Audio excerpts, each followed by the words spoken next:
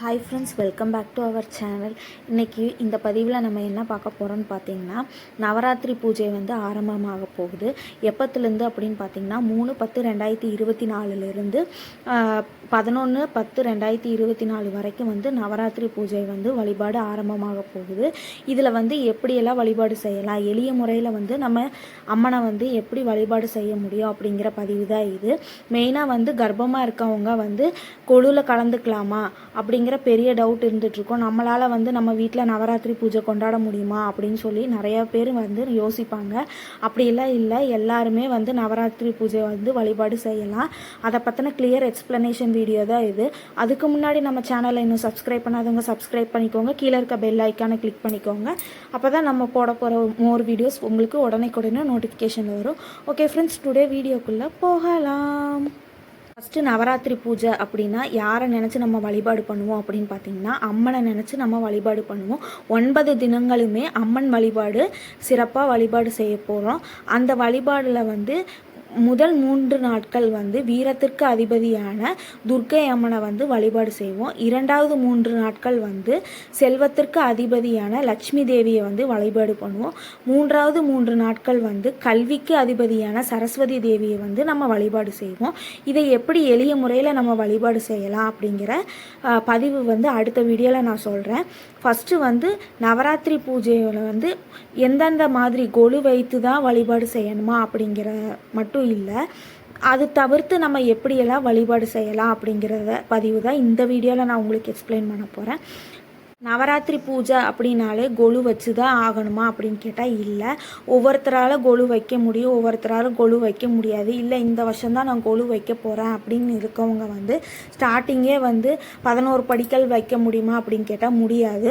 ஒவ்வொருத்தர் வந்து ஃபஸ்ட்டு வந்து 3 படியில் ஆரம்பிங்க, அதுக்கப்புறம் 5 படி வைங்க, அதுக்கப்புறம் 7 படி வைங்க, அப்போது 9 படி வைங்க, அதுக்கப்புறம் 11 படி வைங்க. இந்த மாதிரி கொஞ்சம் கொஞ்சமாக ஆரம்பிக்கிறவங்களும் இருக்காங்க. இல்லை எடுத்த உடனே 11 படி வைக்கிறவங்க, அது அவங்களோட விருப்பம். இந்த மாதிரி படிகள் வச்சு வழிபாடு செஞ்சு அம்மனுக்கு நெய்வேத்தியம் இதெல்லாம் கரெக்டாக பண்ணுறவங்களும் இருக்காங்க. வழிபாடு வந்து சிறப்பாக நடக்கிற இந்த மாதிரி பண்ணி வழிபாடு சிறப்பாக பண்ணுறவங்களும் இருக்காங்க.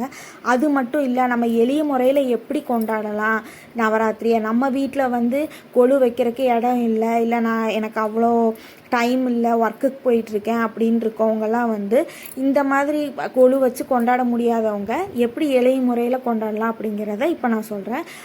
இப்போது கலச வழிபாடு அப்படின்னு பார்த்தீங்க அப்படின்னா, வரலட்சுமி பூஜைக்கு வந்து எப்படி நம்ம கலசம் ரெடி பண்ணுவோமோ அந்த மாதிரி கலசம் ரெடி பண்ணி எடுத்துக்கலாம். தண்ணீர் கலசமும் எடுத்துக்கலாம், இல்லை அரிசி கலசமும் எடுத்துக்கலாம்.